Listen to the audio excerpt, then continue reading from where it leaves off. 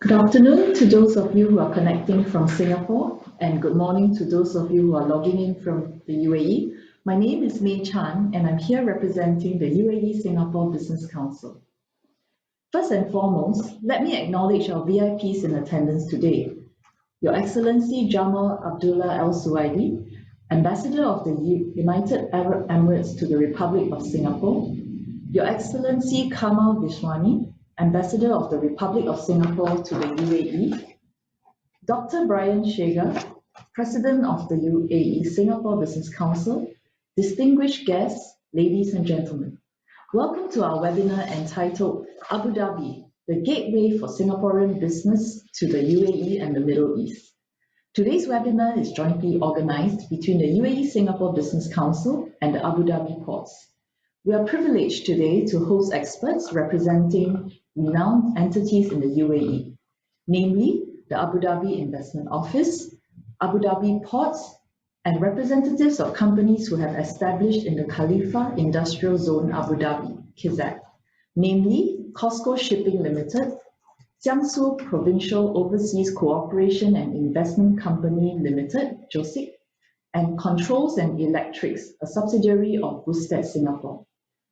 The objective of today's webinar is to empower all attendees on the latest opportunities and incentives for foreign companies to establish in Abu Dhabi, including leveraging on Abu Dhabi Port's world-class multimodal transportation infrastructure that could potentially connect your business to 4.5 billion consumers. To begin today's event, I now have the pleasure to invite our guest of honor to give the opening address, the Ambassador of the United Arab Emirates to Singapore, His Excellency Jamal Abdullah Al Suwaidi. Your Excellency, please. Good afternoon and good morning to the ones in Singapore and the UAE. Ambassador Kamal Vaswani, Ambassador of Singapore to the UAE, Dr. Brian Shaiga, President of the UAE Singapore Business Council, distinguished speakers and panelists, ladies and gentlemen. I am pleased to render the opening of this webinar by Abu Dhabi Gateway for Singapore Businesses to the UAE and the Middle East, jointly organized with the Khalifa Industrial Zone Abu Dhabi, Kizad, with the UAESBC. I'm glad to note the involvement of Abu Dhabi Investment Office, who plays a pivotal role in the promotion of inward investment into the Emirates. I am pleased to note that we have the participation of two major PRC entities, namely the Jiangsu Provincial Overseas Cooperation and Investment Company Limited, and representing one of the richest provinces in China, and COSCO Shipping Ports, one of the PRC's largest multinational conglomerates. The participation of Busted Limited, who are an early investor in Kizad from Singapore, is also gratifying. Abu Dhabi is the largest emirate in the UAE, with a GDP of $249 billion. It contributes to 60% of the UAE's GDP. The emirate has 95% of oil and 92% of gas reserves of the country. It also has over $1 trillion worth of reserve managed by sovereign wealth funds. The emirate is keen to diversify its economic profile and is promoting new investment in the non-oil sector, such as manufacturing, renewable, technology and advanced technology, tourism, and financial services. Kizad has played an important role in Abu Dhabi's largest freight, logistics, and industrial hub. It is strategically located next to Khalifa Port and in close proximity to Abu Dhabi International Port and the facilities of nearby Dubai. From the year 2010, when it was established, Kizad has played a crucial role in Abu Dhabi's economic diversification plan. I thank the UAESBC and Kizad for taking the initiative in organizing this webinar, and I'm confident that Singapore companies will find Kizad an attractive location to base their operation in the UAE and to serve the Middle East hinterland. Thank you very much. Thank you very much, Your Excellency. And now, representing Abu Dhabi Ports, the main supporter of this webinar, I would like to invite Mr. Abdullah El Hameli, Head of Industrial Zones Cluster of Abu Dhabi Ports, to say a few words.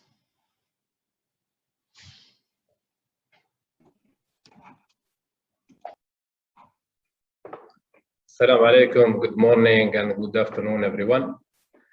Your Excellencies, ladies and gentlemen, firstly, I would like to say it is an honor to have both His Excellency Jamal Abdullah Swedi, the UAE Ambassador to Singapore and the UAE Singapore Business Council Patron, and His Excellency Kamal Baswani, the Singapore Ambassador to the UAE, participating in this webinar.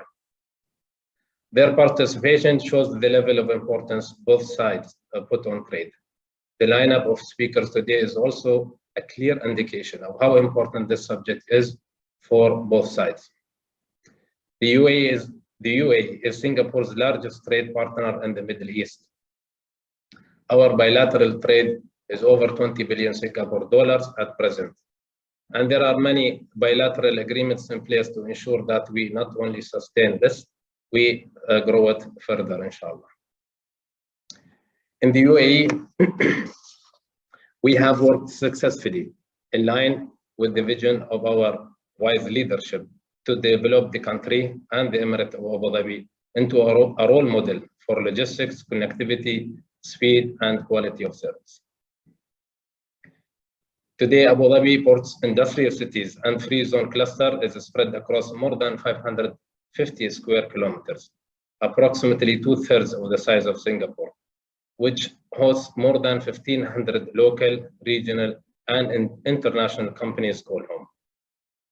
Within Abu Dhabi, we also proudly host one of the world's most advanced industrial infrastructures and one of the best multimodal transport systems in the world.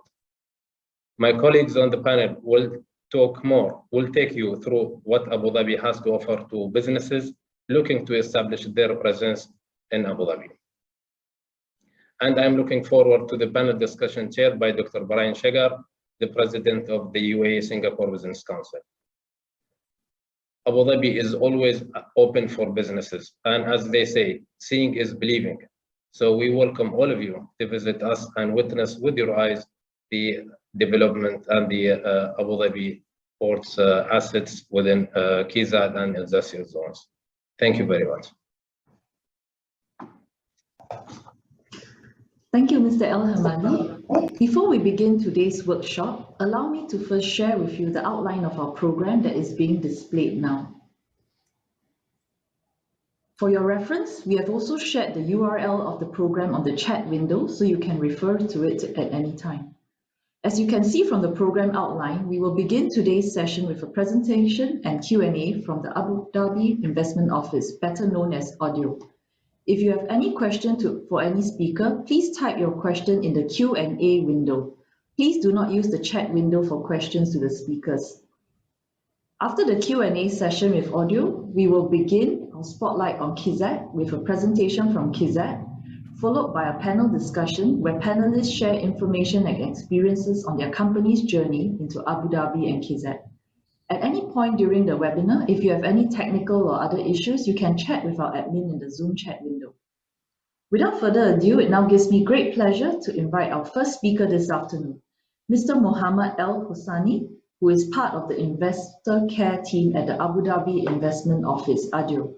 For your information, ADIO is the central government hub supporting investments in the Emirate of Abu Dhabi. Mohammed will be presenting on the topic of Abu Dhabi's initiatives driving investment, diversification, and ease of doing business. Mohammed, please. Good morning, Abu Dhabi, and good afternoon, Singapore.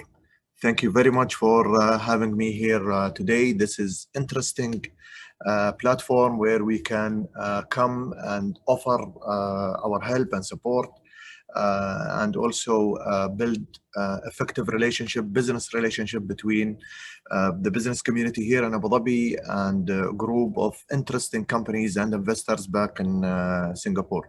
So please allow me to emphasize of what His Excellency just mentioned about how important, how strong, how attractive is Abu Dhabi when it comes to investment and economic competitiveness.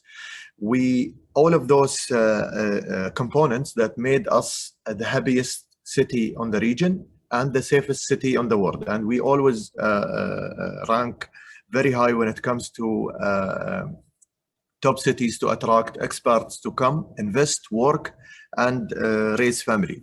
In Abu Dhabi, we don't work alone as Abu Dhabi Investment Office. We work in a collaborative mode where we integrate with the existing ecosystem, having Kizad and Abu Dhabi Port as very effective player, as His Excellency Abdullah mentioned, that Kizad is one of important tool for Abu Dhabi to reach diversification. It's the largest area when it comes to specialized economic zones where they offer free zone and investment zones and link with the state-of-the-art infrastructure like Khalifa Port that connect us with the rest of the world. Although Abu Dhabi is very well connected with the, let's say, with the 80% of the population with less than 8 hours flight, but we also enjoy many advantage in Abu Dhabi. So we in Abu Dhabi business community, we are very strong linked with the education and research institutions. We also have very close relationship with large scale conglomerate investment institutions like Mubadala and ADQ. And that made us always rank very high when it comes of quality of infrastructure, soft and hard, and also smart infrastructure like 5G and others tools for smart infrastructure. Now, what we do as Abu Dhabi Investment Office, simply we do all what you want as investors. So we are here to hear from you guys. How can we make Abu Dhabi your home, your next destination for business and investment? So we can summarize our activities into 3 main components. We promote investment in Abu Dhabi. We also attract companies and investors to the city, and also we facilitate. We take you through all the, let's say, process from initiation all the way till you run and operate your business. So we have 3 main, let's say, area that we cover. Investor care. So we take care and good care of any businesses and investors that look at Abu Dhabi as area of their interest. We also provide some incentives instrument, especially when it comes to innovation and research and development. Anything related to knowledge, we're gonna focus and have very effective support. We also consider ourselves as the central body when it comes to infrastructure partnerships. So we are the coordinating body for Abu Dhabi government when it comes to public-private partnerships. So any PPP projects we play a leading role in making this deal happen between private sector companies and government agencies here in Abu Dhabi. So when investors care, we provide set of information and guide related to real estate, related to tenants and visa, banking and financing options. And we take you through all the steps when it comes to licensing and permit to works. We also help connect you with the right audience, with the potential partner, maybe potential buyers, and any, let's say, anyone on the Abu Dhabi ecosystem that you see interest to partner with. Incentives, we always consider our incentives in financial and non-financial. Financial, we provide a repaid program in 5 key sectors: financial, services, agriculture technology, pharmaceutical, ICT, and tourism.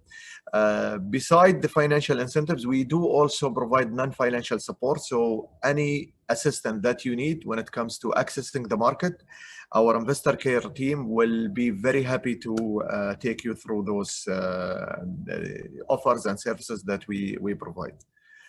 And again, we would like to see, when it comes to financial incentives, we would like to see impact to Abu Dhabi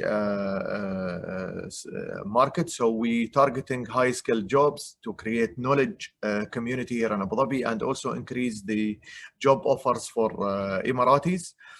And we cover a big portion of your operation when it comes to OPEX and CAPEX. That includes salaries, feasibility study, capability buildings, and many items in your operating expenditures. Infrastructure, we building very strong and effective relationship between us as Abu Dhabi Investment Office and different players in Abu Dhabi, especially when it comes to infrastructure operators and regulators. And we building ready to go investment packages to call private sector to come and participate in Abu Dhabi infrastructure market. We trying also to create effective and innovative way of doing and running infrastructure facilities here in the city. So end of the day, I'm here to say we are here to help. So tell us what you want. How can we make Abu Dhabi your new business destination? You can reach us through our colleagues in Abu Dhabi Port or directly through our channels and social media. And please consider that you guys from today having very good friend in Abu Dhabi. Use us, consider us as your extended team. We are here to make a case for you and provide all the required needs for all the companies that are interested to come to Abu Dhabi. Thank you very much. Thank you, Mohammed, for your excellent presentation. It looks like we have one question now coming in from Mr. Leonard Tagavalu, Director of Middle East Asia Consultancy. The first question from Leonard is, will audio play a role in matching potential investor Singapore with an appropriate local partner? Yes, so we always say the more we know about you, the more we can help and assist you. So many inquiries that we receive from global business environment, people asking about our market size, about key players, about the regulations, about the policy in place. So all of those information will help you to identify your best partner. And we are open to consider any let's say, needed information or maybe market analysis. So we go and make it available for you guys. Thank you, Mohammed. Leonard's question also asks whether it's possible to share the process briefly on doing this, because in Singapore, the consultants and experts are usually engaged by organizations. Maybe different organizations come together to help, maybe it's a single point of support, or what's the process like for audio if someone wants to be matched up, Can you briefly explain? We are very flexible. We're a new organization. We're very flexible. We don't have very detailed process when it comes to help and support. And again, we go by demand. So we are here to serve. So you guys, your need, your questions and inquiries shape our process and let's say initiatives. So it depends on the ask itself. But don't worry about the process. We're very flexible. We would love to be very proactive and very responsive to your needs and inquiries. Thank you very much, Mohammed. Sounds like people will get all the help they need, and you'll probably cater it to each individual's requirements to help them, right? Sure. Yeah. Thank you. There's a second question. Is there a minimum threshold of investment quantum that audio will handle? Minimum? We help and support businesses in all sectors and in all sizes. So we deal with a startup all the way to large scale multinational conglomerate companies. So don't worry about the size, don't worry about the sectors.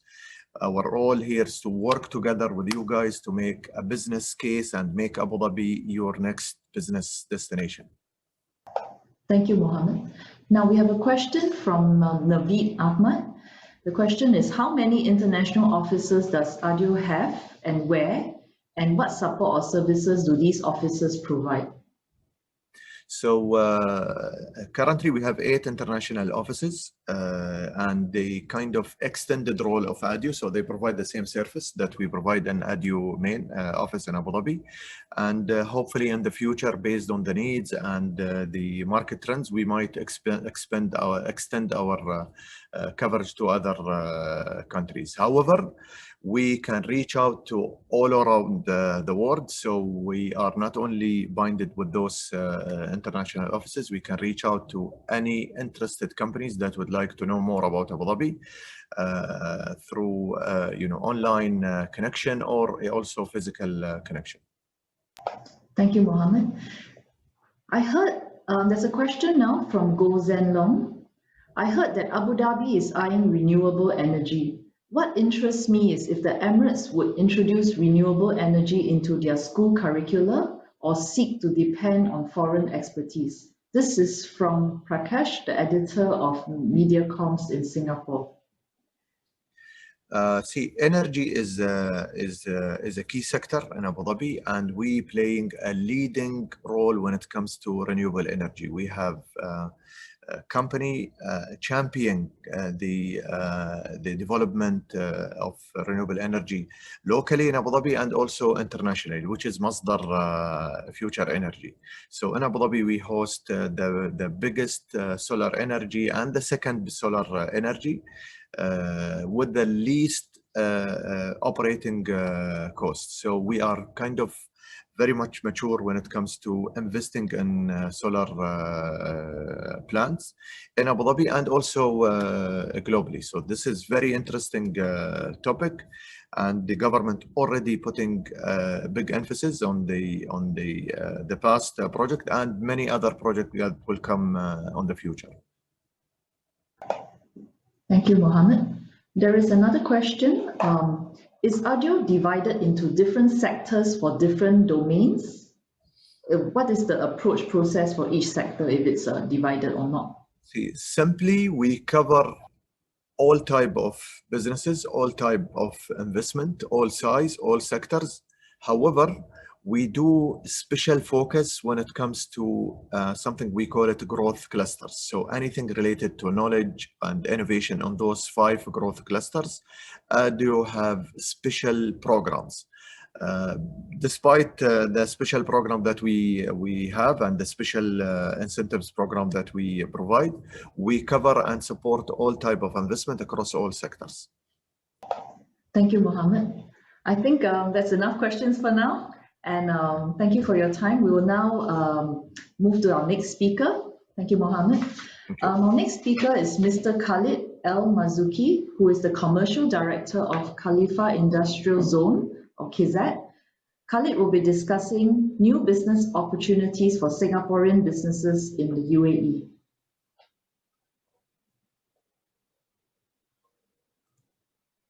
Thank you, May. Thank you, Khalid. Khalid, I think your video doesn't seem to be on yet. Could yeah, you check on that? It doesn't. Yes, oh, it is. Got you. Thank you, Khalid. Go ahead. Okay. Excellencies, ambassadors, speakers, distinguished guests, thank you very much first of all for your time. We really appreciate that, and this is actually the objective is actually of this event is actually creating that synergy of business networking, sharing of data, sharing of information. So hopefully we'll be provide you with this short time to provide you the right and the valuable informations that will support you and make it easy for you actually to take a decision where to expand your business and how to grow your industrial. So let me just share my slide.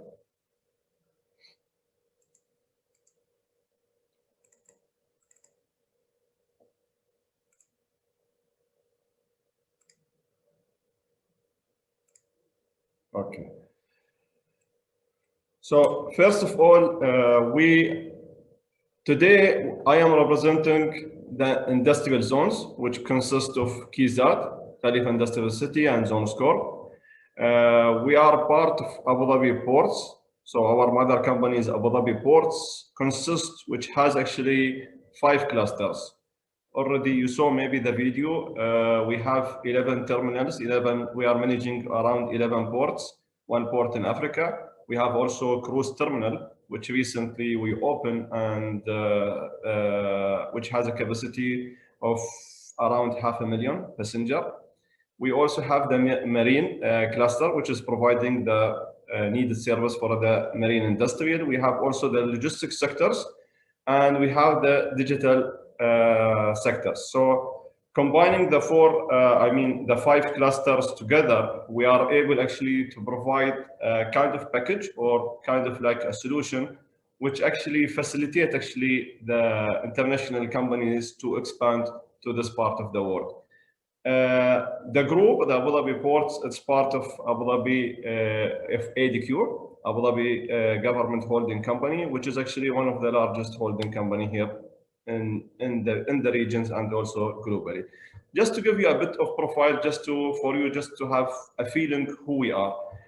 First of all, as a size, we are considered the largest globally. Actually, we have a 555 square kilometer of land that is being dedicated for the industrial, and so it's huge. You can compare it to countries. I believe like Singapore is around 700 or 800 square kilometer. Within that size, we have dedicated around 100 square meter to be a free zone. So we have a domestic zone, what we call it industrial zone, and we have a free zone. And we have more than 1,500 companies already registered, and they are from different sectors, local companies, international companies. And within our zones, they have been employed over 70,000 employees. Of course, in terms of connectivity, you will see from my slide, we are connecting to all the 4 model: air, road, sea, and rail. We also have a worker residential city, and the capacity is actually over 400,000. So this is what you see here from this slide is actually Kizad, Khalifa Industrial Zone. This is one of the industrial zone we have. We have 5 locations. This is one of them. As a location-wise for Kizad, it's actually sit between the 2 main cities in UAE, which is Abu Dhabi and Dubai. If you have been here, maybe you are aware, it is only 30 minutes driving distance. So in the business aspect, it is between the 2 main consumer market in the United Arab Emirates. Now, I already explained that we have a free zone and a domestic zone, and you see here from the slides, different colors, everything. So we have different zones, we have different clusters, and we have facilities, for example, of warehouses, offices, land, that is actually developed either in the free zone or developed in the domestic zone. So the investors has the free actually to select which suits him. Normally, if the investor will consider Abu Dhabi as a regional hub, normally they will tend to go to the free zone because they will get the benefits of the import and export duty free. And if their main market will be, let's say, not only UAE, GCC, and also maybe extended to other maybe Arab leagues and the surrounding countries, maybe the domestic will be more beneficial because they will get more in terms of supporting from government regulations. Also, what you see from this slide, we are adjacent to the seaport. This is one of the world's fastest actually seaport in the world. It has 3 terminals. Now we have the container terminal. Today we have presentations also, representative by COSCO in our panel. So COSCO has invested in our ports, and also MSC has invested in our ports. The capacity today is 2.5 million TEU, and this will be in the next 4 or 5 years, it will reach to 9 million. So this is just to demonstrate actually the growth of the cargo, the growth of the logistic actually in Abu Dhabi and in this part of the world, as I mentioned. Now we have the liquid terminal. So this is especially for products which is like liquid. So liquid and bulk, liquid bulk cargo. We will start actually, the terminal will be started from next year, and we'll be introducing 44 tanks. We also have auto terminal, and this is to support the automotive industrial. Today, the capacity is 17,000 vehicles. It is operated by Barcelona Auto Terminal. Zones Corp, it's another, as I mentioned, entity under the industrial cities clusters. Zones Corp established in 2004. The size is 145 square kilometer. As a location, it sits actually very close to the Abu Dhabi city. It's inside Abu Dhabi city somehow. And it's actually very close to the projects that's in Abu Dhabi. So this is give you an advantage that if you are having a projects within the Abu Dhabi city. So the similar things in terms of product supply, they provide you with the service land plots, pre-built facilities, different type of warehouses, light factories. Of course, you will have a dedicated investors once you have chosen actually to be here. Now, what is specialized in the Zones Corp zones, that there is an availability of built gas network, and it's very approximate to the feedstock. For I will speak about the cluster developments that we have, and to show you that one of the main value propositions why international companies actually came to Abu Dhabi and came to our zones is because of the availability of the feedstock. We have also introduced the hub of for industrial 4.0 technology and the business incubator. This is for the startup companies. Now, our focus is that we have an history now. It's so during the last 5, 6, 7 years, we have been focusing in the 5 points that you see here, and the drive of that focus came from the customer, our customer. It's not from our side. That for them, the speed is very critical. The good thing that, as I mentioned in my slide, that we sit within Abu Dhabi Port, which has 5 clusters.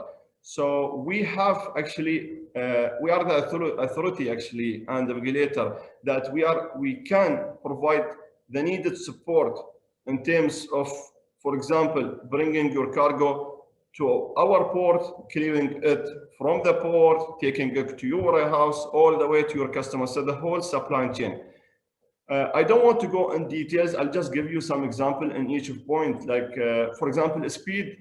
Let's say, for example, you have decided to open a company and you want to construct your own facility, and you don't want that the building of the facility like takes 2 years, 3 years. So we do have a number of concepts in order to make sure that you will get your facility in very actually fast time.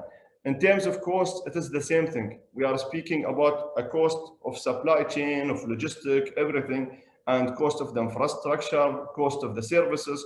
So we are considered very competitive in terms of our pricing when it comes to not only the country or the whole regions, because our mandate is actually to support the international company to grow and have a successful expansions using our facility. Scale, this is actually our mandate. Mohammed has been speaking that one of our approach that we try actually to work with you, do the business matching, try to link you to some of the projects that exist in the regions and in the UAE. And within that, we make sure that you can have scalability options where you can move very easily between different facility, different products within our zones. Community, already I spoke about the residential city. We are stations, as I mentioned, between Abu Dhabi and Dubai. So it's a great community actually for the international company to come here, bring their family, use all the services, schools, banks, everything that been established here anyway. Predictability it's something new that we understand that if you come and you do a visibility study, we will not give you actually the predictions of your, for example, let's say electricity price today and maybe another 2 or 3 years. No, we try actually to provide you all the projections of numbers that you need to put in your study when it comes, for example, to different pricing, different scheme, everything. for the coming, let's say 15 years, 50 years, 20 years, 30 years. So we have this ability today to make sure that you will have very clear visibility in your future. Now, I already spoke that so far I'm speaking of our general value propositions. Of course, we have specific value propositions for different industrials. Specific value proposition, just like I spoke about, we have the feedstock, or for example, there is the buyer, or there is the consumer, or you are close to certain project, you are close to the raw material, or whatever. There is at least 40, 50 value propositions specifically for the sectors that you see here. If I may list it for you, it's the metal, automotive, polymers, food, building material, logistic, high-tech, life science, which is a pharma, and oil, gas. So what I would suggest that if you are one of those sectors, please reach to us. We'll put you with the expert of that sectors, so you can ask all the questions that you need in order, maybe even if you would like to start a new business here. So you can ask all your questions to that industrial expert in order for you actually to be more comfortable with and be more informative what's happened in this region. Now, one of our facility, what we call the pre-built units. The pre-built units, you can start with 300 square meter. It goes all the way to 50,000 square meter, 100,000 square meter. And we have different options. We have different size, we have different power supply. So it's just facilitate your entry to the market. So instead of you build your own, we do have actually over 250,000 square meter of pre-built units. And we are building a double actually. We are getting support from ADQ and from Abu Dhabi government to build an additional 250,000 square meter. And from here, this slide, for example, the new pre-builds that we will have, for example, we'll have a cold store facility. So if you are in the food or the pharma sector, of course, the standard warehouse, but now we are introducing with the additional height. We have the light industrial units. Now we have a capacity of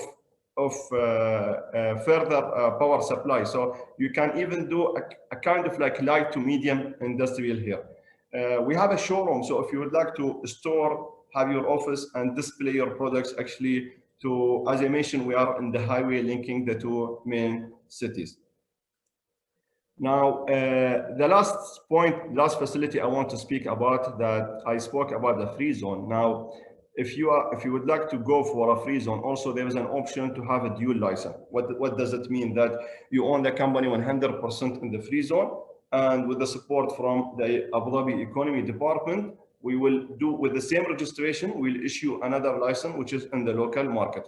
So the free zone license, for example, will support you to do your import, export, all your business transaction, financial transaction, and your local license will support you actually to do business in the local market, to tender for a project and to have specific things that you can do it within the local market. Now, I'm not sure how many of you have been to these regions, because it is different region, of course, it's different consumer markets.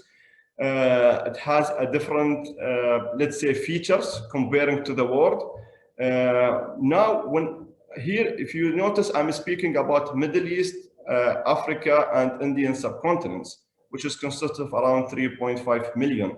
The reason why I'm listing those regions, because when we speak as a hub, as a United Arab Emirates, as an Abu Dhabi, as a Dubai, when we speak that we are a hub, a logistic hub, industrial hub, we are actually our companies mainly, they are targeting this region.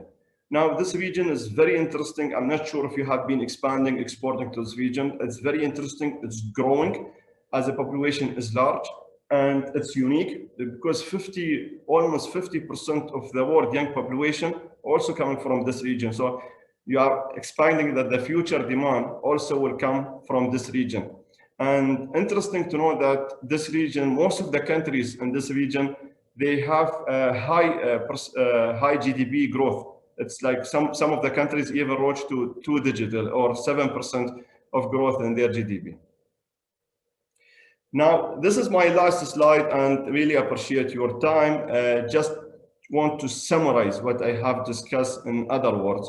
So why, for example, considering Abu Dhabi, why considering Kizad, Zone Score, or Abu Dhabi ports is actually, first of all, we simplify and the company formations, everything now online. While you are in Singapore, you can do all your system access, everything.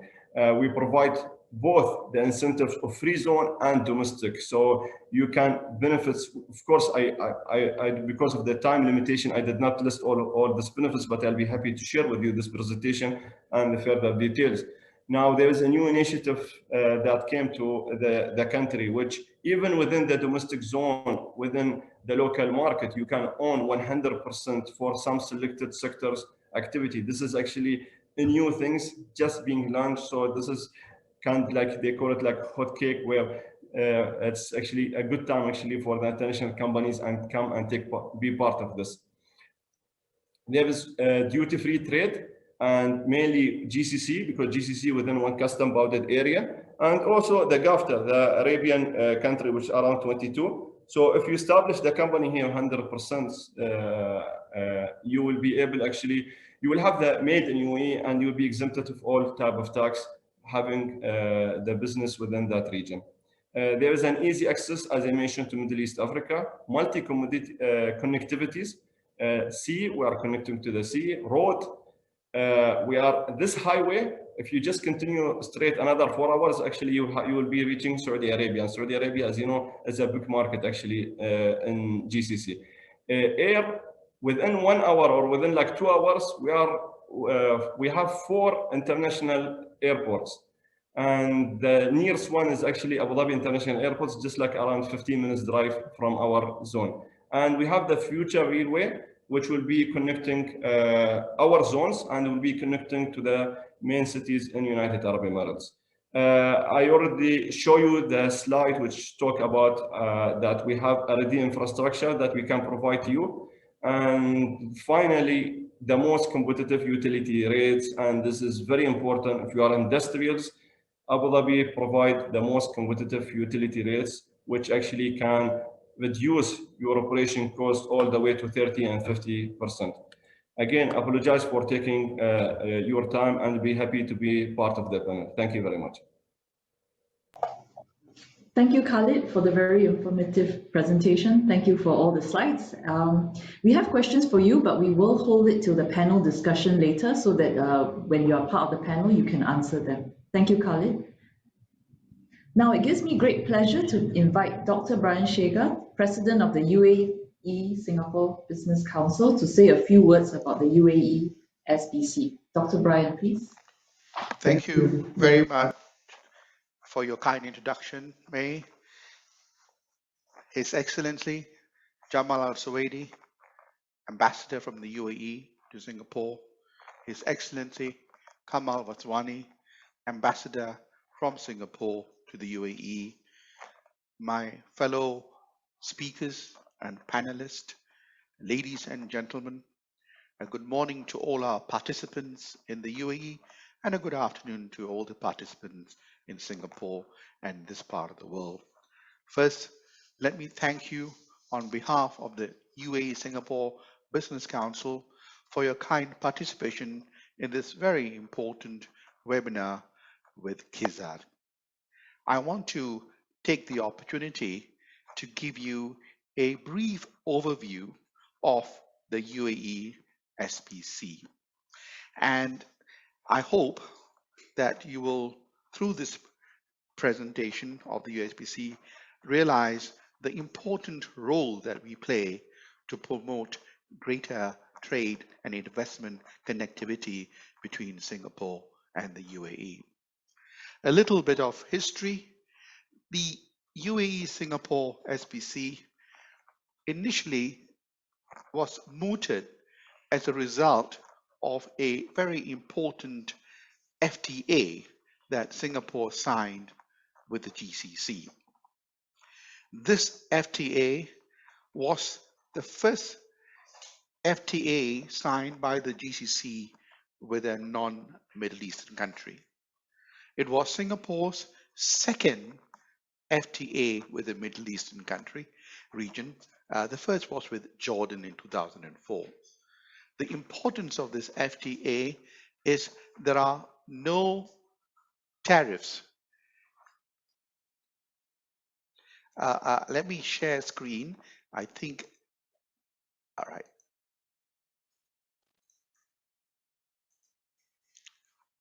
So the FTA is very important to the extent that tariffs from the GCC to Singapore, 99% of it was eliminated. And as far as tariffs from Singapore to the UAE is concerned, it is nearly fully eliminated. Now, if you go on to the other aspects of the setting up of the UAESBC, we are connecting two important gateways to the respective hinterland. The UAE is the hinterland for the broader Middle Eastern region. Singapore is a hub for the whole of the ASEAN region. So as a result, we are connecting two important gateways for a very large region for further trade and investment expansion. The two countries also have very significant facilities that are offered to promote greater investments into their respective countries. For example, starting off with the UAE, it has been ranked as the most convenient place to do business in the Middle East and North African region. On the other hand, in Singapore, again, consistently, we are rated as the most conducive country for investments and business. In the UAE, they are constantly liberalizing their investment environment. And now, as you have heard from Khalid, they are also broadening the attractiveness of investments by allowing 100% ownership in the non-free zone sector. There's also the Golden Visa scheme, which helps to further encourage investors into the country. And of course, the free zones in the various Emirates play an important part as well. Now, in Singapore, the ESG plays this role as a facilitator of investments and trade connectivity between Singapore and the rest of the world. And one of the things they do is provide very attractive grants and facilities. The UAESBC is set up in Singapore, registered as a society. It has 3 patrons. 2 patrons are locally based. They include our ambassador to Singapore, His Excellency Jamal Al-Suwaidi, and Mr. Ali Shan, who was a former senior minister of trade and industry and currently the chairman of Business China. We also have a patron who's based in the UAE, appointed by MOFAC, and he is His Excellency Muhammad Ali Al Nawami.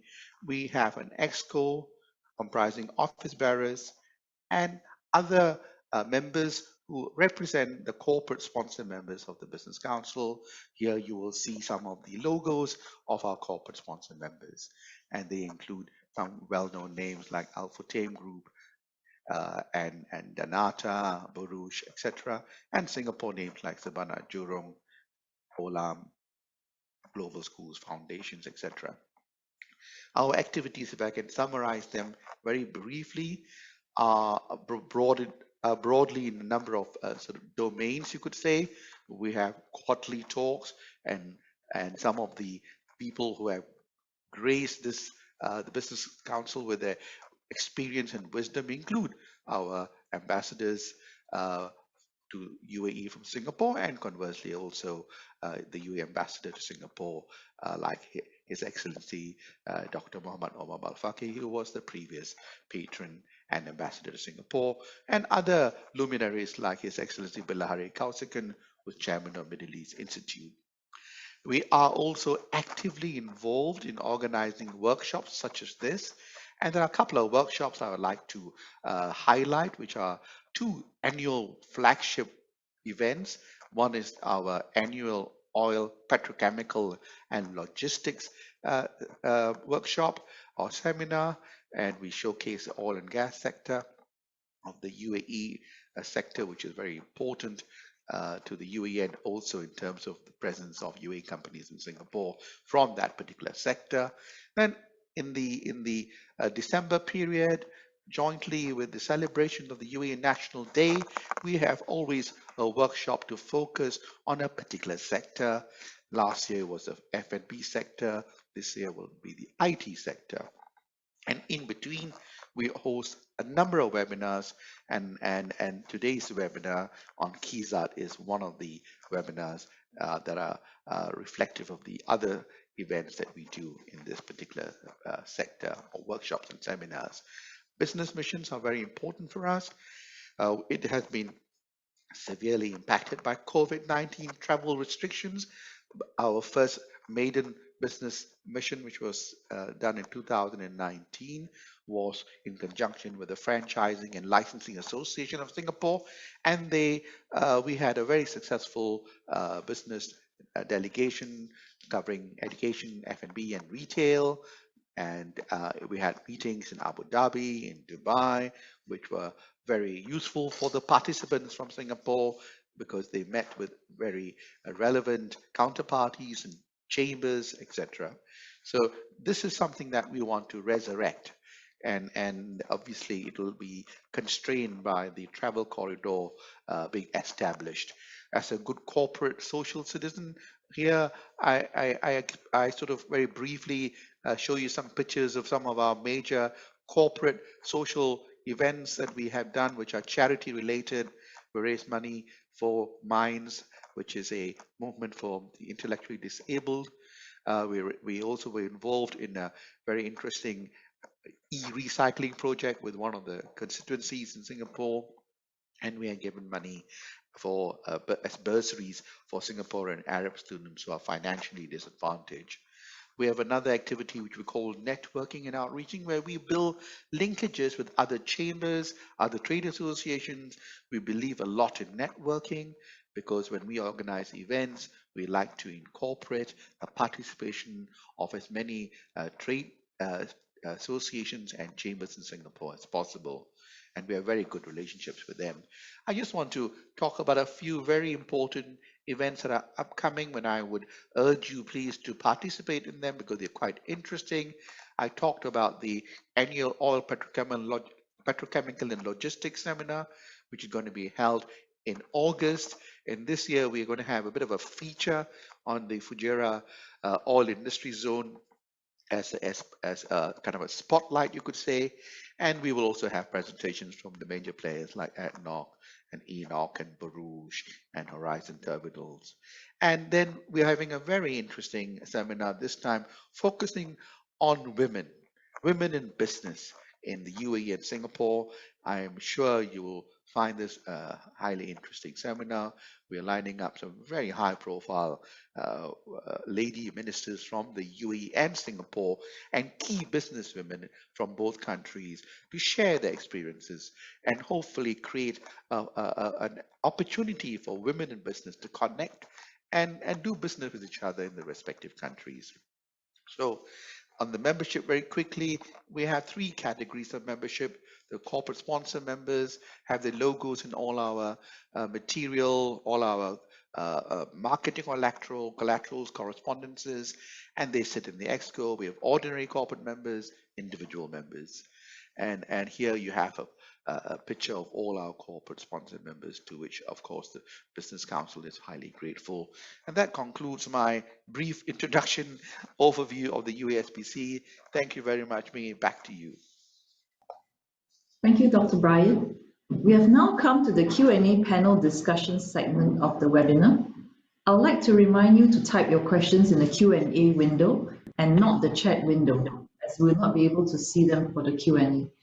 The Q&A panel discussion will be moderated by Dr. Brian, and the panelists for this session are Mr. Khalid El Mazouki, Commercial Director of Abu Dhabi Ports, Mr. Nasser El Busaidi, Deputy CEO of COSCO Shipping Ports, Abu Dhabi Terminal, Mr. Miao Fei, Commercial Director of Jiangsu Provincial Overseas Cooperation and Investment Company Limited, Joseph. Mr. Prasoon Chakraborty, Director, Controls and Electric Private Limited, a division of Bosted Services Private Limited. And now I'd like to hand the session over to Dr. Brian Shaiga. Dr. Brian, please. Thank you again, May.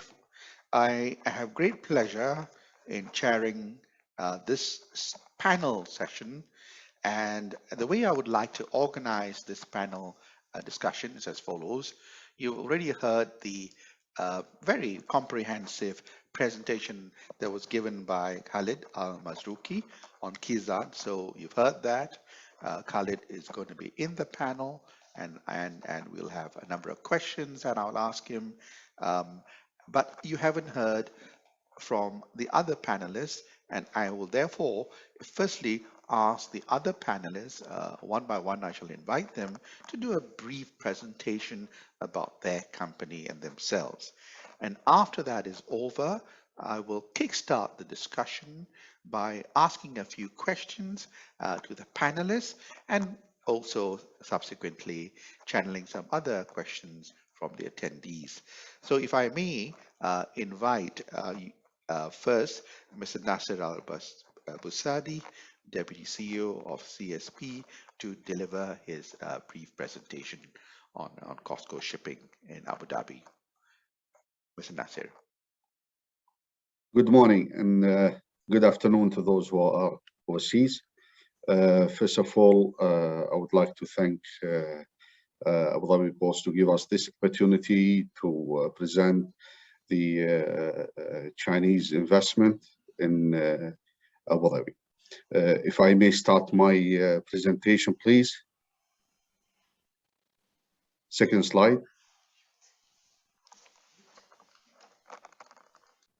Yes, I would like to take you through the terminal since the starting of the investment. It was the signing concession agreement in 2016, and then in November 2017, the groundbreaking of the project itself, and then in December 2018, it was the commencement of the operation. That was the trial period, and then in April 2020, we have reached the first million handling of the TUs without a single LTI, with a total of 2 million of men working hours. I would like also to highlight the total investment of this. It's $1.1 billion, and today we are handling the big vessels that is around 400-meter vessels. Next, please.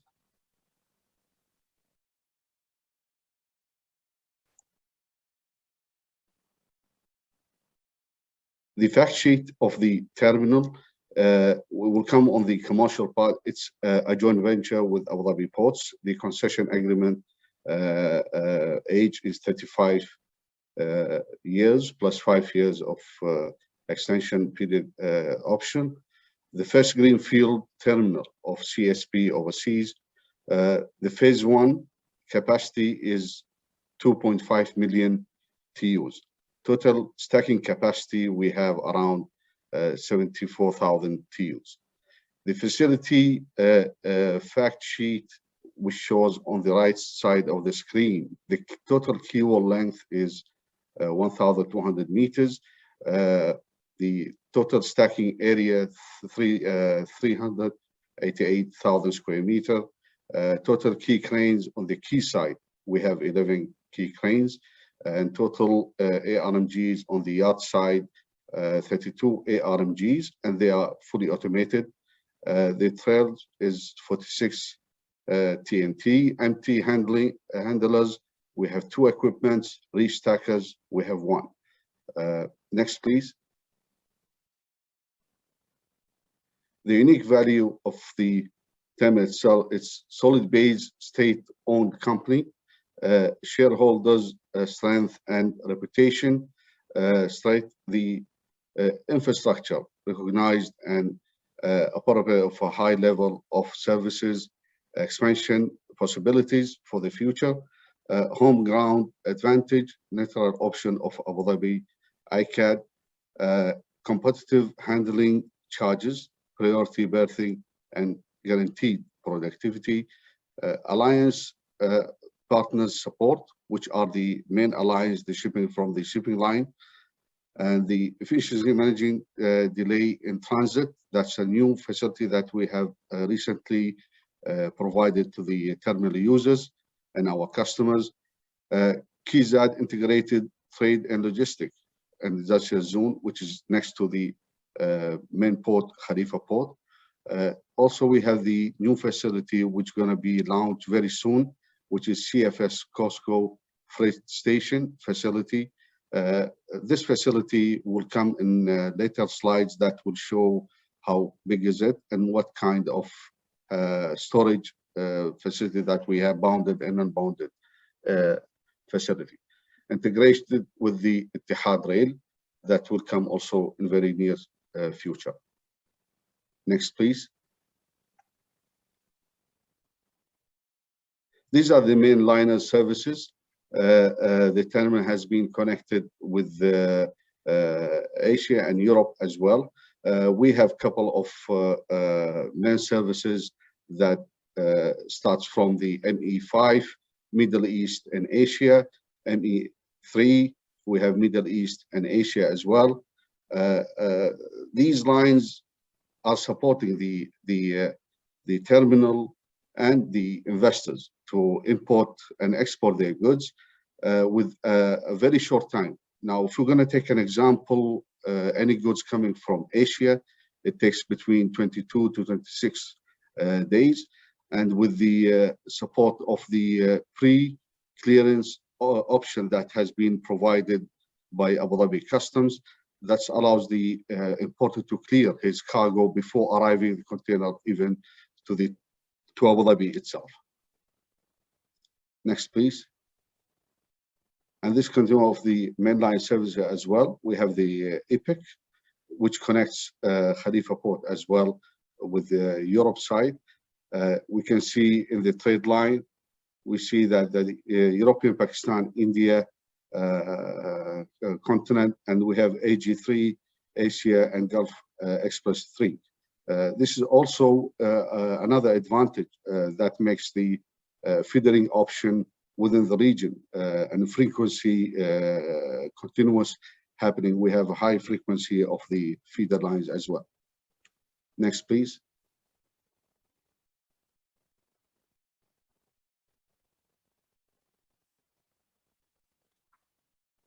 These are the feeder network, all that we have today in the terminal. We have the KX calls Kuwait, Abu Dhabi and Express, KG3, Karachi, Jawadar and Express, the UCS, UAE Coastal Service, and then IG1, we have the Indian Gulf, and then UIG, UAE, India Continent and Gulf Service.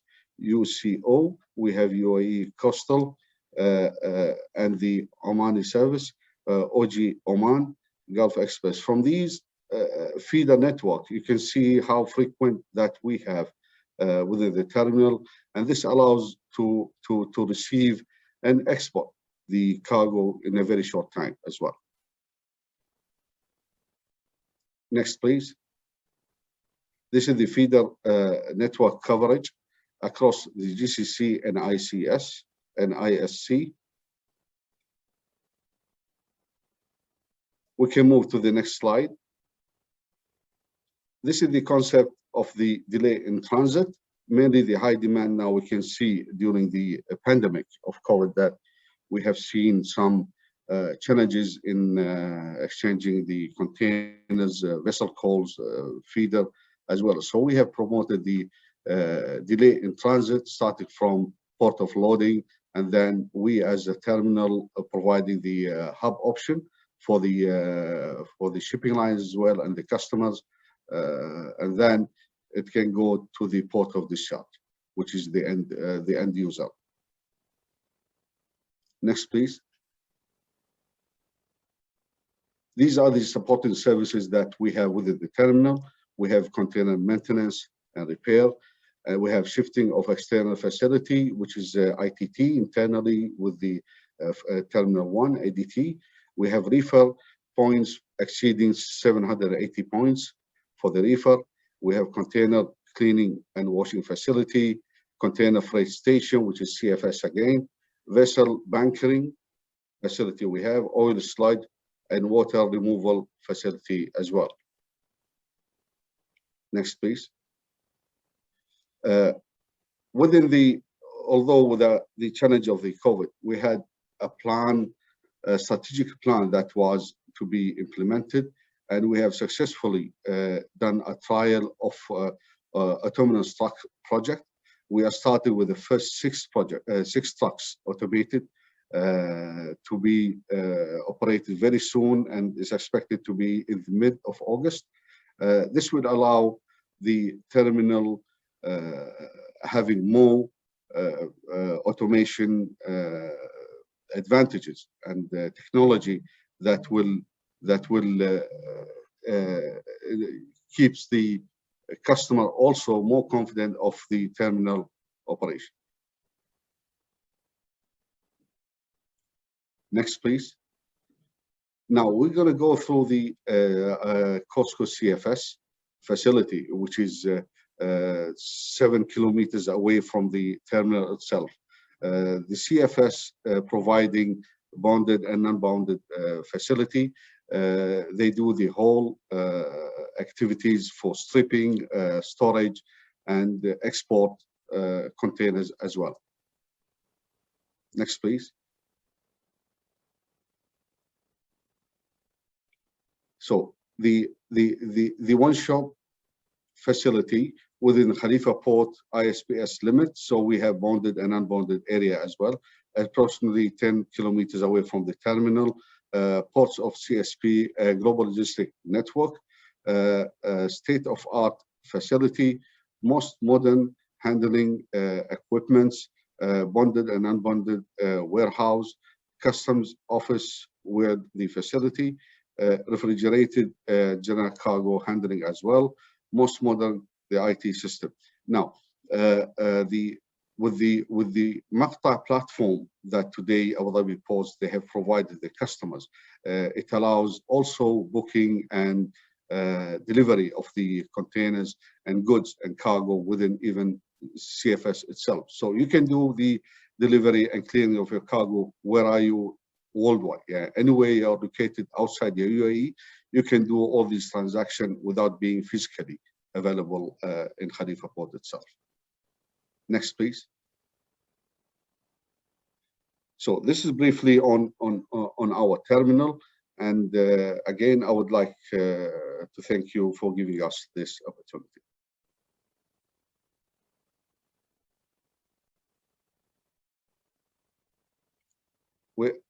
We can't hear. Thank you very much, Nasir, for your comprehensive presentation rather, and I am sure that there will be some questions that I will be directing to you in due course. I want to now invite Mr. Miao Fei, who is the Commercial Director of JOKIC, to deliver his short presentation. Mr. Miao Fei. Hello, everyone. Very excited ambassador and all speakers. I'm Miao Fei, Director of Investment Promotion Department from Jiangsu Provincial Overseas Corporation and the Investment Companies, known as JOSIC. It gives me great pleasure to join you for today's webinar.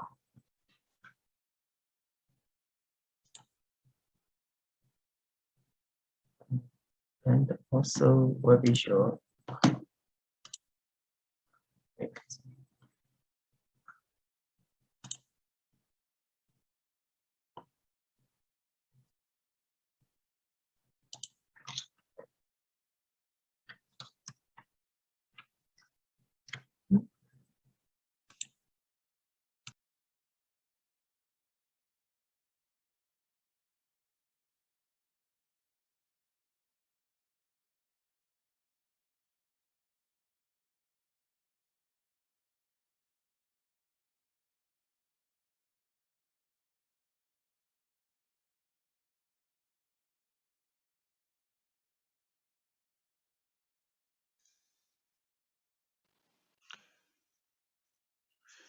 Mr. Miaofi, if you wish, I can ask Mr. Prashun to go first, and then you can get your presentation organized. Would you wish? Do you want me to do that?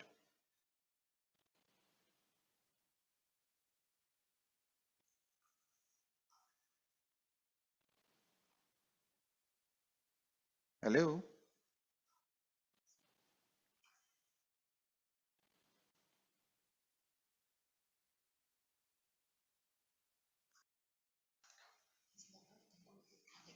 Okay.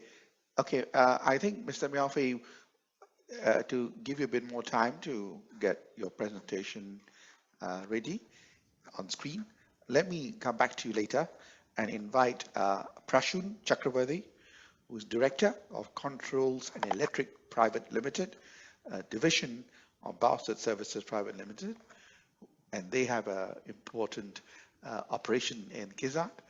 I would therefore like to invite Mr. Chakravarti to deliver his presentation. Over to you, Prashun. Thank you very much, Dr. Brian.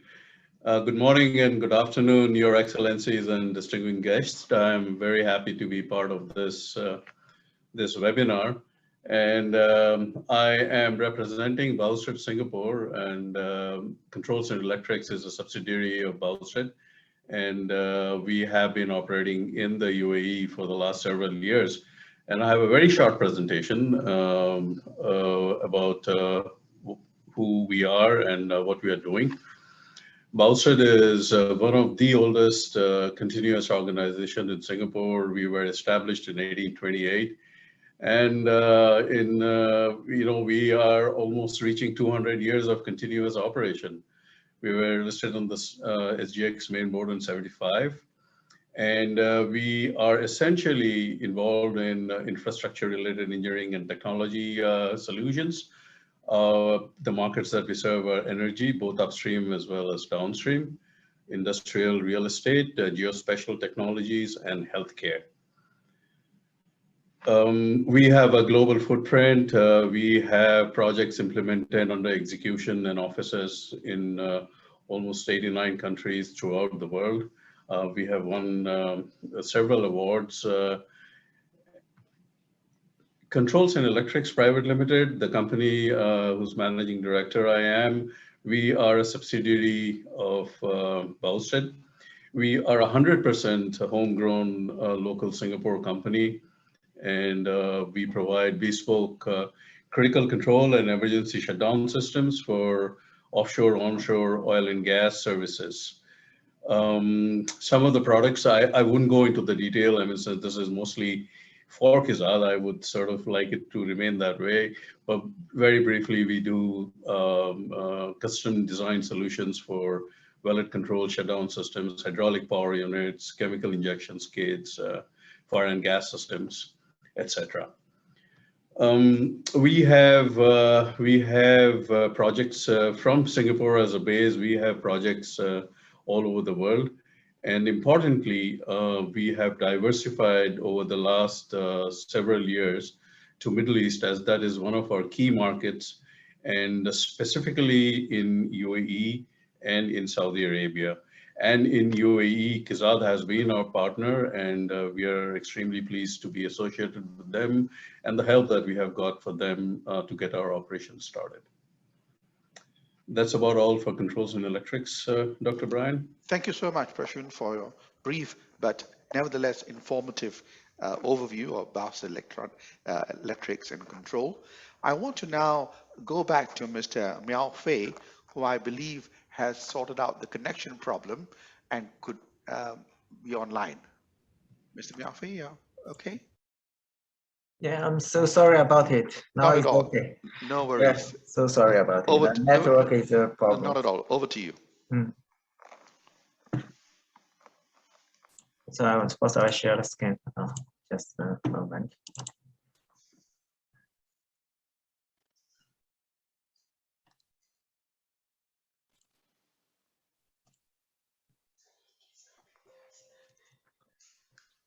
So I'm sorry about just now. Excuse me, everyone. I just said my name is Miao Fei, Director of Investment Promotion Department from Jiangsu Provincial Overseas Corporation and Investment Companies, known as JOSIC. First of all, please allow me to brief you on where we are and what we do. First, thanks about Khalid. He already say more things of Kizad, so I no need to repeat again. China UAE Industry Capacity Cooperation Demonstration Zone, adjacent to Khalifa Port, is part of Kizad. It has total planned area of 12.2 square kilometers, with a 2.2 square kilometers depth areas currently under construction. The demonstration zone sees it as its lofty mission to push forward industry capacity cooperation, focusing on equipment manufacturing, fine economic, metal processing, new energies, and general manufacturing.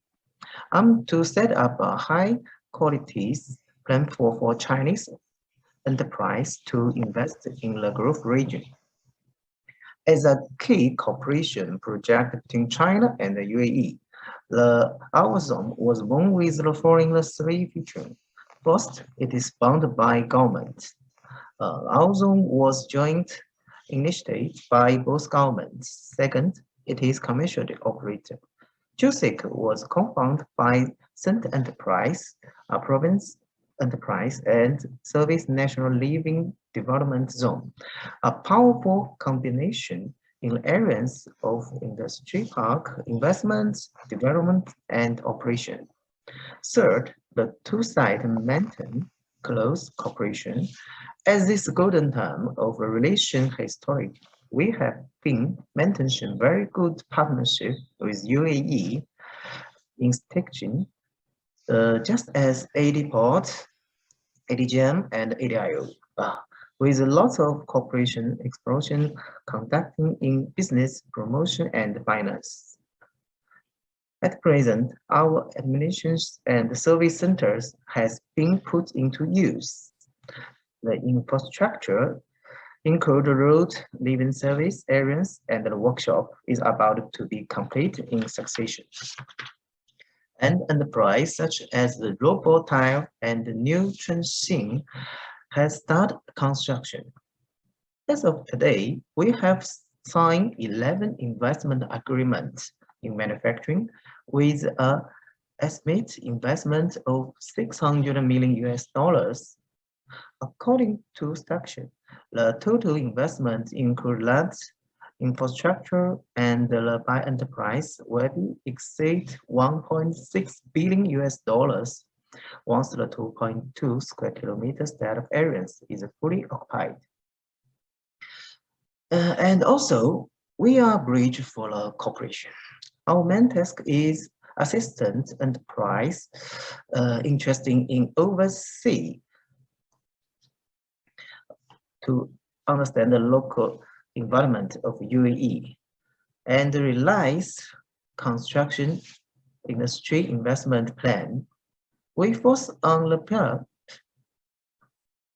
industry impact in Abu Dhabi Economic Vision 2030 to identify investors, facilitate localization of technologies and talents in Abu Dhabi, improve the industry system, and meet the targets set by Abu Dhabi Economic Vision 2030. Oh, I'm so sorry, because my screen is not being continued. It's technical problems. I'm so sorry about it. No problem. I'm so sorry. Not to Because worry. maybe my secretaries are not doing. No problem at all. This is our industry zone. I will show everybody the photos. And this is, we already have signed by the contract, the total values, everything. Okay, last but not least, I hope to make more friends, explore more cooperation projects, find after more opportunities through this webinar, to realize win-win and mutual benefit cooperation. Yes, thank you all. Yeah.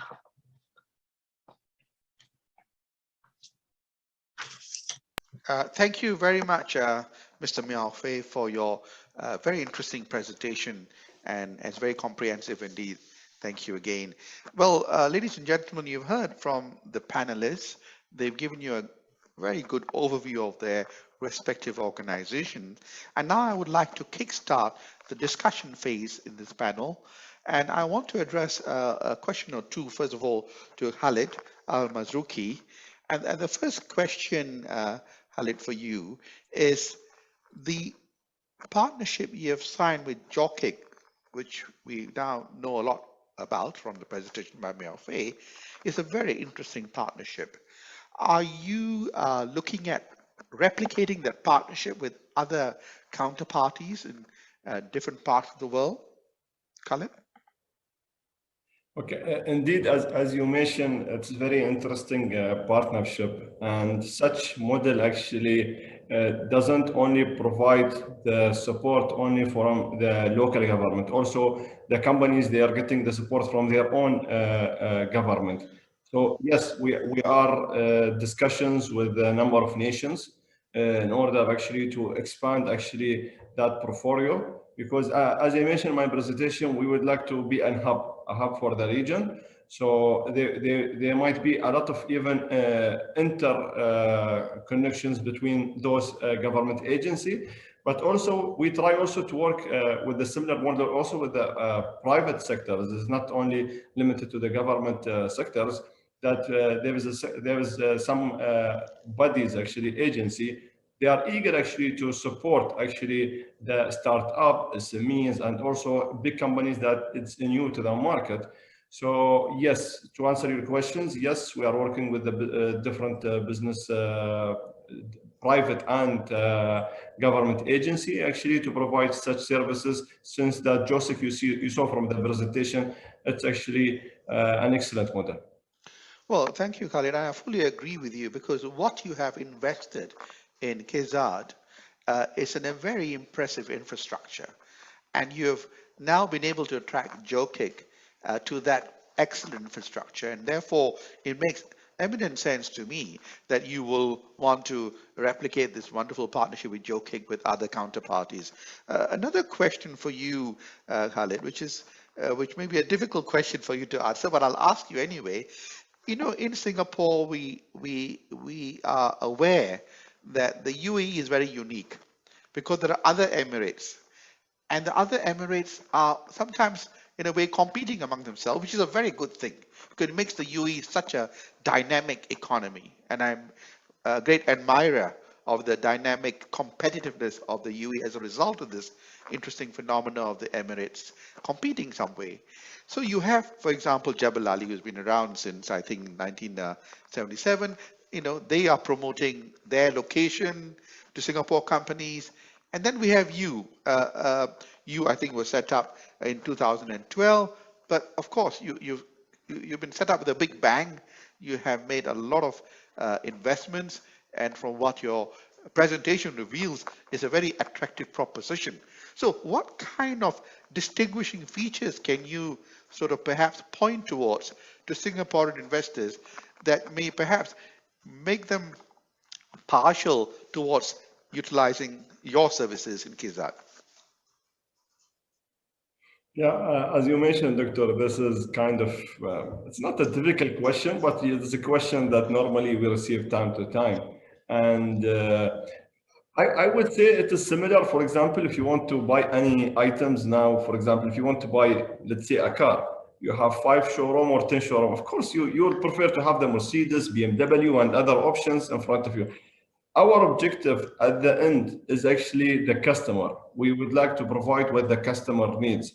Now, if the customer finds what he needs, for example, in Jebel Ali, which is only 30 minutes away from us, that I will be eager also to push the companies to go there. If the customer sees that Abu Dhabi and Kizad is more actually suitable to his business, then we will be happy actually to serve him. So in other way is actually customer has different options. Everyone has different focus, of course. We don't have same focus. Every zone anyway and in the region have different advantage, different things to offer to the clients. Clients come and evaluate that. For us, I would say that I already spoken in many things in the presentations. I show you where is by a name, we are industrial zone. So it means we are focusing in the industry. I spoke about the SME, how we support the SME. I spoke about the pre-built units that we have. So these things for the customer, he will be able actually to go and compare the other zone, and then he select what is actually best for him. Okay, good answer, Khalid. Well done. Over to you, Mr. Nasser. I'm going to ask you a technical question, which was put across by Mr. Kasi Viswanathan on a rather technical question. I'm going to just read out the question. His question is, what is the rationale for ramping up the terminal capacity from 1.5 million TEUs to 9 million TEUs? Question mark, is this for transshipment?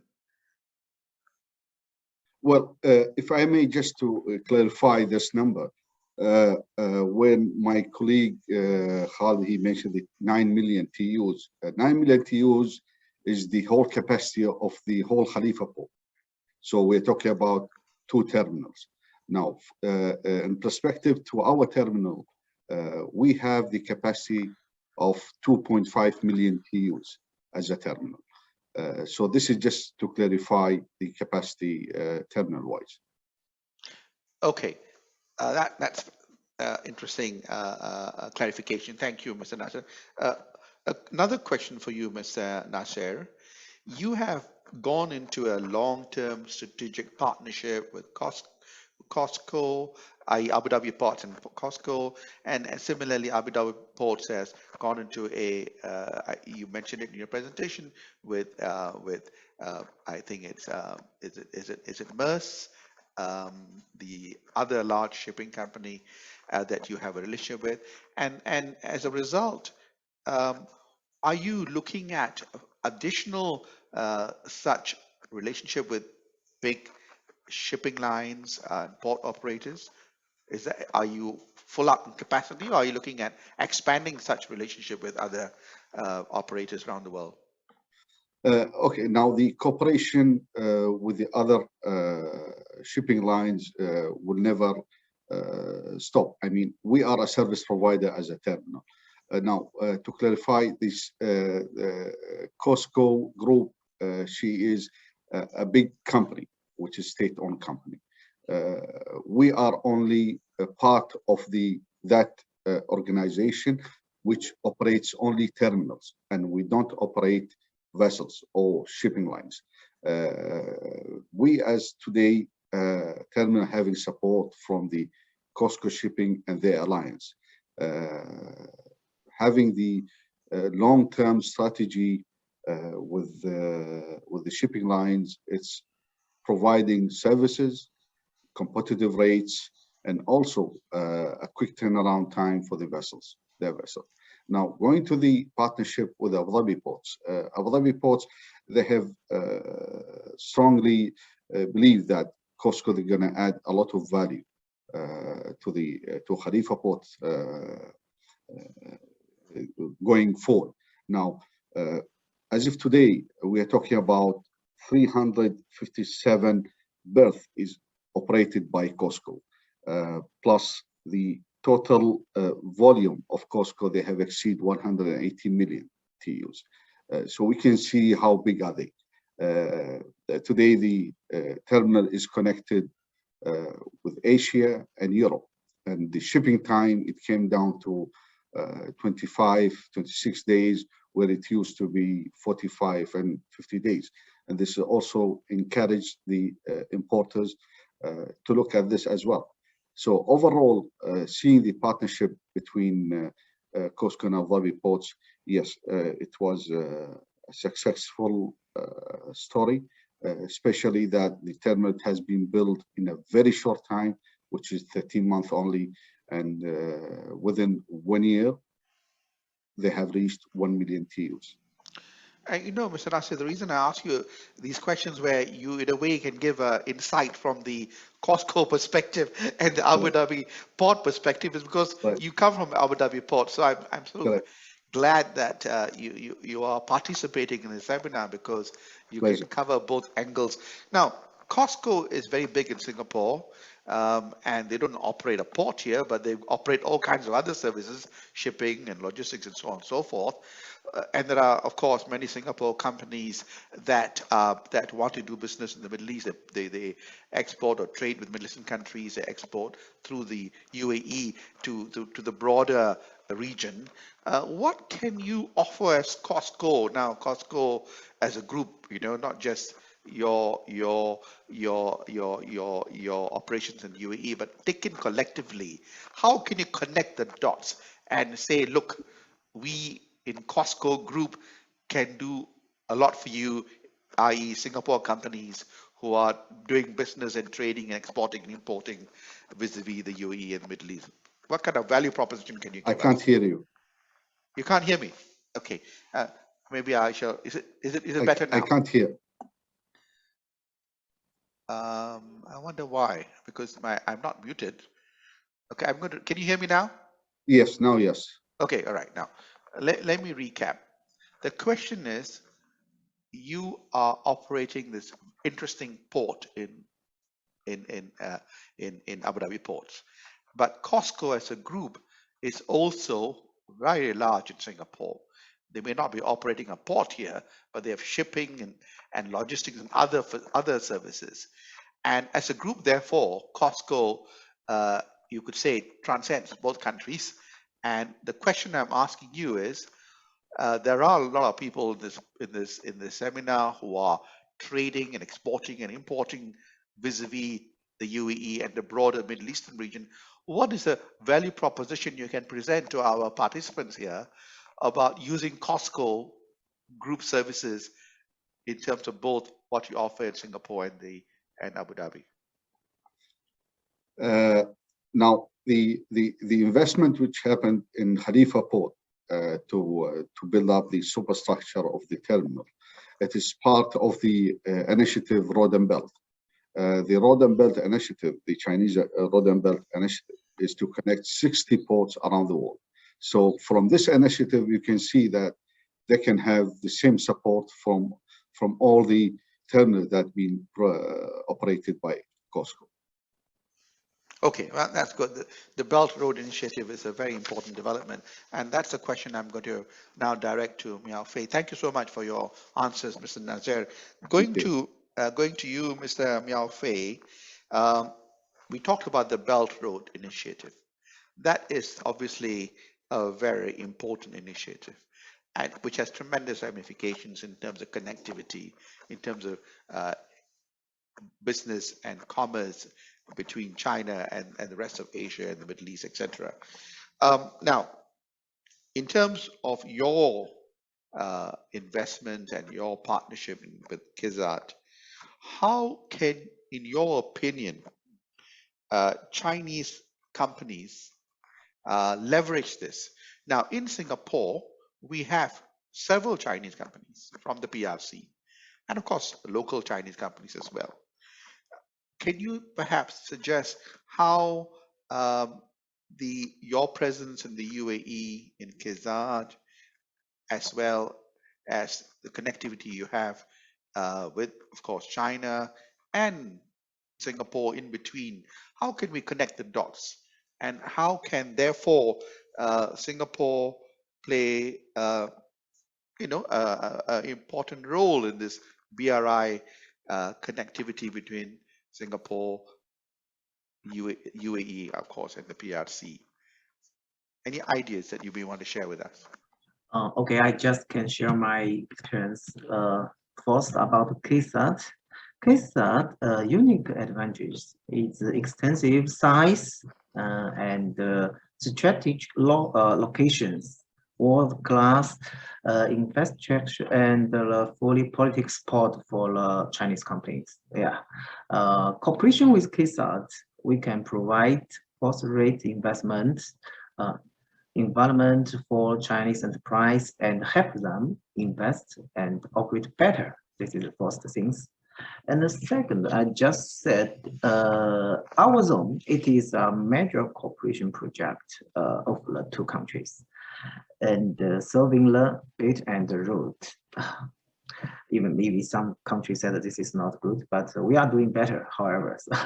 The truth of the sitting in the zone where we have helped the enterprise fully enjoy superior business environment and promotion locate advantage of the UAE as the most reliable platform to set the overseas development of Chinese enterprise in the Middle East. The demonstration zone where we have Chinese enterprise develop both Middle East markets through the most competitive investment cost and the better management service and the strongest finance support and the safety investment environment. That is what I think. And also, what is most important for the enterprise to investment in the need of local market? That we can do, it is help them sort out their investment idea from perspective of the enterprise and tailor feasible investment plan, but providing one-step service, we can solve their all problems and we can help them develop the local markets and solve their worry about for other things. And that is we cooperate with Kizad, and Kizad can provide us with all of things. That is why we make investments. And I'm not sure the Singapore companies will be like Chinese enterprise, but we are almost same, I think, 70% the same. So maybe they can, this is a good choice for everybody. Thank you very much for your answer, Mr. Miao Fei. A question for you.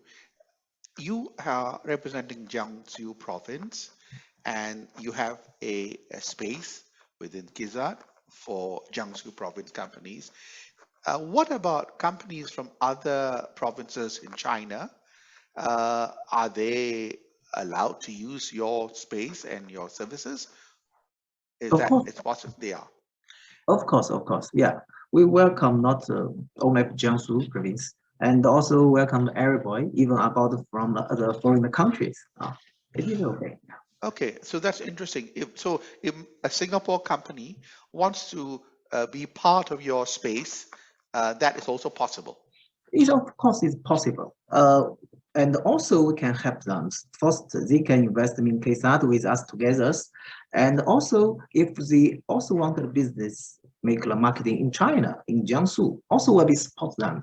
So we can be connect China, Emirates, and Singapore together. Yeah. Thank you very much, Mr. Miao Fei. That's very helpful. Prashun, what I find very impressive is one, of course, Baoshan itself is one of the oldest listed companies in Singapore, and you have chosen to really establish something substantive in Kizad, and you therefore should be a role model for other companies that want to invest in Abu Dhabi, and your presence there certainly is an excellent sort of example that people can emulate. Before opening in the UAE, what were the considerations that drove you or attracted you to make this investment in Kizad? What are the general factors within the UAE, in Abu Dhabi and the broader Middle East that led you to make this significant investment and establish a significant presence in Kizad? We'll be very happy to learn from your experience. Actually, for us as sorry, Miao Fei, sorry, that question was actually directed towards Mr. Prashun, if you don't mind, because he's a Singapore company that is operating in Kizad, and we want to learn, the companies who are participating would like to learn from his experience. So if you don't mind, I'd like to direct this question to Prashun. Thank you. Thank you, Dr. Brian. I'm happy to hear Miao Fei's point of view also. But yeah, but as you know, Dr. Brian, our most of our engineered solutions are for the offshore oil and gas, onshore oil and gas market. And Abu Dhabi is one of the focus point for oil and gas activities in the Emirates. So it was a pretty natural choice for us to be close to ADNOC, which is basically the Abu Dhabi National Oil Corporation. And Kizad offered us a very good platform. It was close to Abu Dhabi. It's not too far away from the rest of the Emirates, like the Uae Emirates. And we were lucky that we came across, we were attending ADIPEC and we came across a few of these Kizad gentlemen, and we got talking and they explained to us in how they could help us. And that's how we sort of landed up in Kizad, and it has been an excellent experience. What to say about it being a one-stop shop for setting up your company is absolutely true. And we had our company up and running, I would say, in less than 3 months' time, basically, which given the kind of efficiencies that we are used to in Singapore was a very pleasant surprise, actually. Well, thank you, Prashun. It is always an objective of the Business Council, whenever we organize a webinar of this sort, to try and find examples of Singapore companies like yourself who have generally gone through the process of considering options and establishing a presence in the UAE. In this particular case, of course, Kizad. Right. And I really thank you for very kindly sharing your experience with us and the audience. Thank you, Prashun. I have a question from Mr. Leonard, who's the director of ME Asia Consultancy Private Limited, which I want to direct to you, Khalid, if I may. Essentially, the question is, in terms of preamble, he says Singapore is a country that has been built on the success of the manufacturing sector, but now land is limited. You talked about how big Kizad is, for example. It's like maybe 2/3 the size of Singapore. So land is limited here, and Singapore companies are therefore compelled to look at expanding overseas to increase their market presence, particularly in areas like manufacturing. And so the question is Kizad and Zone Corp open to high-tech and traditional manufacturing, which perhaps can be labor-intensive and space-intensive? And that's a question I would like you to answer. Over to you, Khalid. Yes, I want to answer these questions. I want to start where my colleague, actually, Chakraborty, he ended his conversation. He said the infrastructure in Singapore is quite similar, actually, to what you have here and what we have here in UAE. Personally, I observed this by myself. I did a number of business trip promotions, actually, to Singapore. And I have noticed actually how actually it was very easy actually for the Singaporean company to be established in our country, because it's quite similar infrastructures, both soft and hard infrastructure.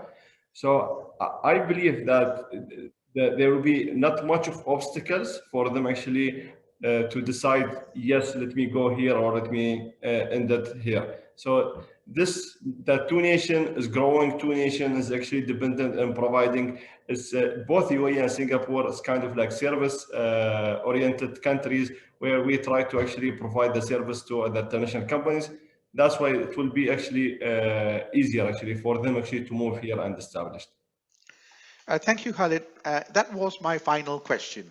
And I must say that I'm very grateful for the answers that all of you panelists have given to the questions, your frankness in sharing your experience. And I'm quite sure, I'm 100% sure that the participants in this webinar have found it very revealing, educational, and I'm also positive that there will be more interest now in terms of Singapore companies looking at Kizad as a viable location for their investments into the UAE. I thank you all again for your presentations and your participation in this panel discussion. Thank you, and I pass you back to our MC, May. Thank you very much. Thank you, Dr. Brian, and all panelists. If you have any more questions to ask, you may contact the UAESBC via email to contact us, which is one word, contact us at uaesbc.com. We have now come to the penultimate part of the webinar. It gives me great pleasure to invite the Ambassador for the Republic of Singapore to the UAE, His Excellency Kamal Vishwani, to give the closing address. Your Excellency, please. Thank you, May. Hi, everyone. Very good. I guess we're good afternoon now on both sides. Good afternoon to my good friend, the UAE Ambassador to Singapore, Jamal Al-Suwaidi, Brian Shaiga from the UAE Singapore Business Council. I see friends from Kizad as well. I think it was His Excellency Abdullah Al-Hamali, and I saw Khalid Al-Mazuki as well there. I think Khalid, you had driven me around Kizad when I visited some months ago, and you gave me a very good insight into Kizad. And as everyone pointed out, Kizad is 410 square kilometers. So I mentioned to everyone we're a little bit bigger than Kizad, but we're a little bit smaller than Ajman. So delighted to be here at this joint event by UAE Singapore Business Council and Kizad. I thank both for this initiative in organizing this event that offered insights not just into the opportunities and incentives available to Singaporean companies to establish in Kizad, but also into Abu Dhabi as a whole. As we slowly start emerging from the COVID-19 pandemic, events like this are important to help deepen the understanding of the operating environment in Abu Dhabi and the whole of the UAE, by Singapore companies looking to establish themselves here as a gateway to the rest of the Middle East and the GCC. As you've heard this morning, at least it was alluded to, the past year has been a significant one, both in terms of the challenges created by the pandemic, but also new opportunities which have emerged in the region. Despite these challenges, Singapore continues to have robust economic ties with the UAE, which remains our largest trade and investment partner in the Middle East. In spite of the pandemic, bilateral trade was still about 13 billion Singapore dollars last year. With strong economic recovery in both Singapore and the UAE being forecast this year, it is likely that we will see an upward trajectory on this. As leading financial and logistics hubs in our respective regions, many Singapore companies feel at home at the UAE and have continued to choose it as a preferred entry point to the Middle East. I was delighted in this regard to hear the experiences of Boosted in the UAE. And these stories are important to sort of bring to life the very real positive experiences that many Singapore companies have here. With the recent amendments to the Commercial Companies Law, as well as the many incentives being introduced for foreign companies looking to invest here, even more businesses will be looking at Abu Dhabi and the UAE as a springboard to access the region and the wider global market of 4.5 billion consumers to which Kizad is connected. As a side note, last week I was reading the newspapers here and I came across this wonderful little pullout from one of the newspapers on Kizad. I'm not sure if you've seen it, but it gives some useful insights into the polymer cluster at Kizad. With Abu Dhabi, the bilateral Abu Dhabi-Singapore Joint Forum, ADSJF, headed by Chairman of the Executive Affairs Authority, H.C. Khaldun Al-Mubarak, and Minister for Trade Relations with Singapore, S.C. Swaran, met most recently in March.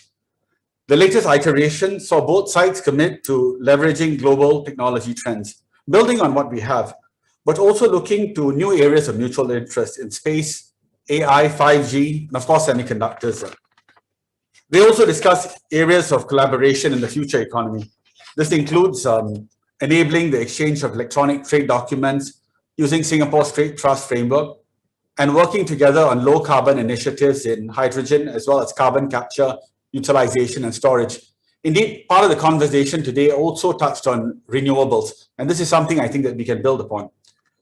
Significantly, the ADSJF also announced the Abu Dhabi-Singapore Smart Cities Open Innovation Challenge, which brings together the Abu Dhabi city government and leading corporates to collaborate with innovative startups and SMEs in Singapore to drive future smart city development in the Middle East. I'm confident this will pave the way for more business-to-business collaborations. On this point, I'd like to say that I'm delighted there are almost 200 signups for this webinar this morning. Many of the bigger conglomerates, but many SMEs as well. I mean, we're focused on Abu Dhabi today, but I think it's important to highlight that the upcoming World Expo in Dubai this October will provide another avenue for Singapore businesses to showcase what they have to offer. I'm hoping that business delegations from Singapore, and I know Brian is looking into this, will visit the Expo and also take the opportunity to make site visits to Abu Dhabi and other Emirates. Beyond the usual areas like logistics, financial services, hospitality, and urban solutions, there is also potential for growth in areas like agri-tech, digitalization, media, and startups in Singapore and the UAE look to build up our competitiveness in entrepreneurship and innovation. Yesterday, I had a chance to visit the startup ecosystem Hub 71 in Abu Dhabi. I was pleased to learn that a Singapore startup, in fact, one Singapore startup, and I think others are looking at opportunities here. So one Singapore startup has established a presence here. They are in the renewable space. Recently, a Singapore-based media investment company, Vistas Media Capital, also announced that it will set up a production arm in Abu Dhabi's 2454 media-free zone to provide content and entertainment production services for Arabic, Bollywood, and Hollywood films. These ventures not only prove that business-to-business collaborations can continue under the conditions of the pandemic, but they can also be part of the innovative solutions taking place in response to the disruption caused by COVID-19.